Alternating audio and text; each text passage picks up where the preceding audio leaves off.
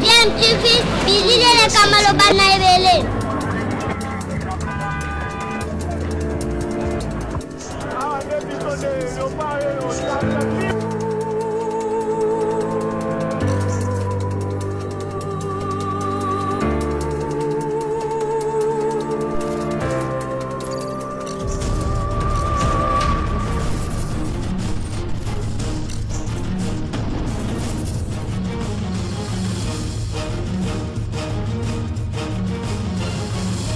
DMTV toujours en avant.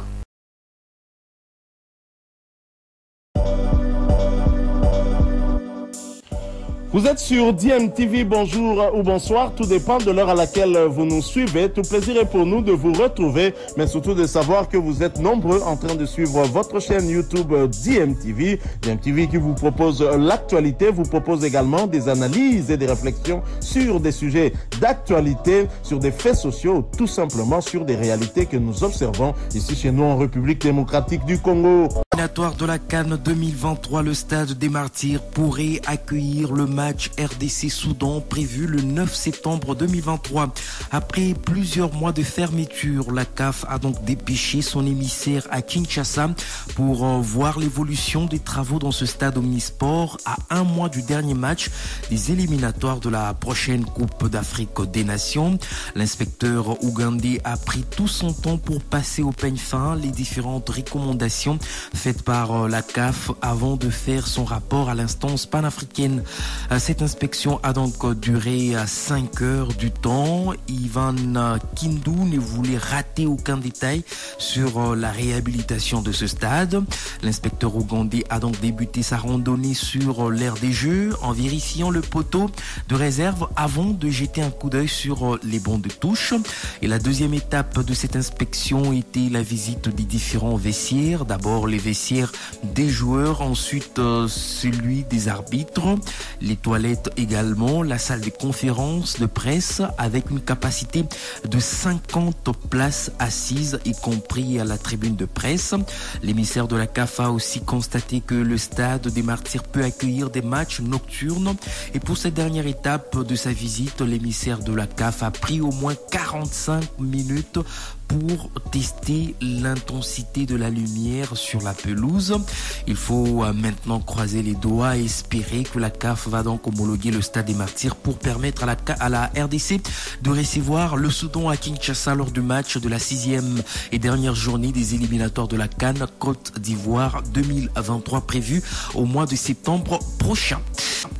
Football toujours, mais ici au pays, c'est une lueur d'espoir quant à l'issue heureuse de la problématique du nouveau format réaliste du championnat national. Sous l'arbitrage du ministre des Sports François-Claude Kaboulou-Mwana Kaboulou, les membres du CONOR de la FECOFA, avec à leur tête le président du Doni Sambi, ainsi que les clubs engagés en Ligue 1, ont résolu mercredi d'arrondir les angles afin de trouver un format consensuel à 3 zones, comme souhaité par les clubs réunis au sein de l'ADEFCO que dirige Lambert Osango.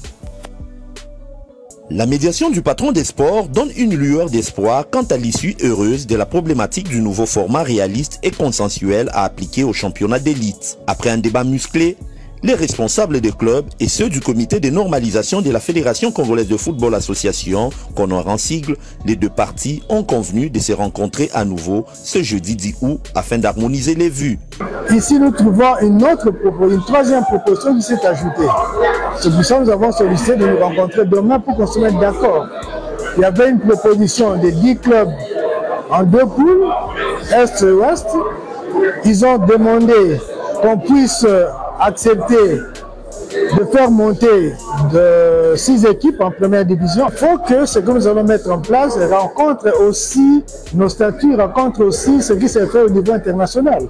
On ne va pas rentrer dans une formule ancienne simplement parce qu'il faut satisfaire certains. Lambert Osango est le président de l'association des dirigeants des clubs de football du Congo, ADEFCO. Et nous avions émis les vœux de trouver un format qui est si simple, mais un format consensuel, un format si important. C'est-à-dire que le championnat se joue en 3 zones. parce que ces formats-là, on va trouver l'ancrage au niveau du sport, à tous les niveaux, et un mouvement souhaité également par toute la population. Donc c'est demain qu'on saura exactement ce qui devrait être considéré pour le championnat actuel. Nous, acteurs, nous tenons absolument à ce qu'on retrouve le terrain de jeu. Nous tenons absolument à ce que les soucis, tant aussi aimés par la FIFA et CAF, c'est-à-dire qu'il y ait un format consensuel, un format dont les clubs ne dépensent pas autant d'argent. Nous dépensons toujours, mais un format dont les championnats va faciliter le football de décoller. Le Conor était à couteau tiré avec les sociétaires de la Ligue nationale de football. Les clubs rejettent la formule proposée par l'instance fêtière, la jugeant coûteuse. Dieudonné Sambi, il est président du comité de normalisation de la Fédération congolaise de football, association. Et pendant ce temps, les clubs se préparent pour la nouvelle saison. C'est le cas du FC Saint-Éloi Lupopo qui a donné le coup d'envoi de sa nouvelle étape de la préparation de la saison. L'équipe jaune et bleue de Lubumbashi s'est installée depuis mardi dans la ville de Ndola. Nous sommes en Zambie. Et c'est un groupe d'une trentaine de joueurs qui s'entraînent dans la ville de Ndola, précisément au stade Lévi Mwana Ouassa, qu'Emmanuel Bola-Lobota connaît très bien pour y avoir joué des matchs de la Coupe de la Confédération la saison dernière. C'est une ville qu'on connaît très bien et je pense, vu qu'on la connaît très bien, on va passer de bons moments là-bas pour la préparation, pour essayer encore de s'acclimater encore beaucoup plus, pour essayer de préparer la saison qui pointe à l'horizon, quoi.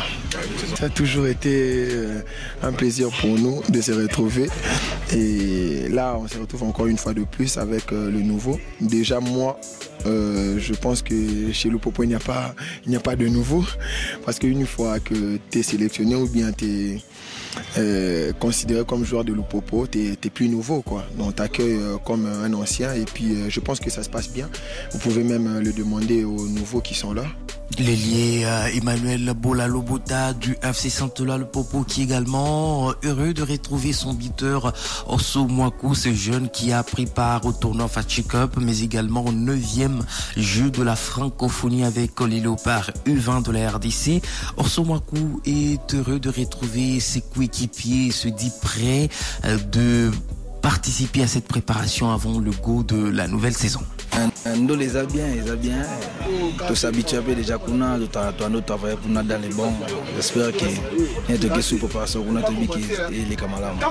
On a pour mettre dans les agarres, il y a malam donc il y a base toujours la confiance na ngai et puis na ba master pour travailler ensemble na biki to pesa malam na néo saison ya malam ça. Nyo saison malam. Azab na o ba yebi on a vraiment pour mettre bon ya malam ça toujours. Voilà, c'était là Orso Mwaku, buteur du FC Saint-Éloi Lupopo, qui va donc prendre part à la Coupe de la Confédération, mais également au championnat national de la RDC. Ce mercredi 9 août, le groupe jaune et bleu y a effectué dans l'après-midi le premier entraînement du stage de pré-saison sous le regard de quelques membres du comité sportif qui sont sur place. Pendant près de 2 heures, le coach Magasuba et ses poulains ont travaillé avec panache, sourire et bonne humeur. Cerise sur le gâteau, Cartier Dembélé, Valentin Nouma, Draman Kambou et tous les autres nouveaux joueurs ont été soumis au traditionnel rite initiatique. Une longue séance de bleusailles élargie au personnel d'appoint.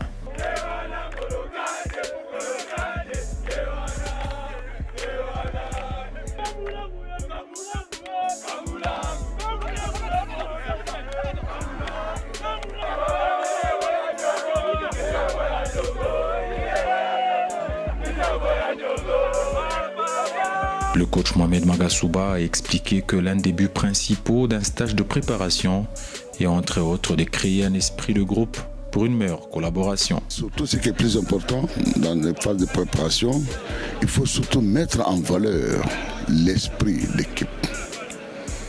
C'est ça le plus important. L'esprit d'équipe, ça veut dire que vous allez réunir les enfants autour des objectifs, n'est-ce pas, de la saison, mais à travers une concentration dans un lieu, par exemple une mise au vert quelque part, pour pouvoir renforcer en tout cas le caractère un peu plus social des uns et des autres, parce qu'une équipe de football, c'est des liens qu'il faut tisser entre les différents joueurs, pas seulement sur le terrain, mais en dehors du terrain. Et le meilleur lieu pour le faire, c'est pendant le stade de préparation,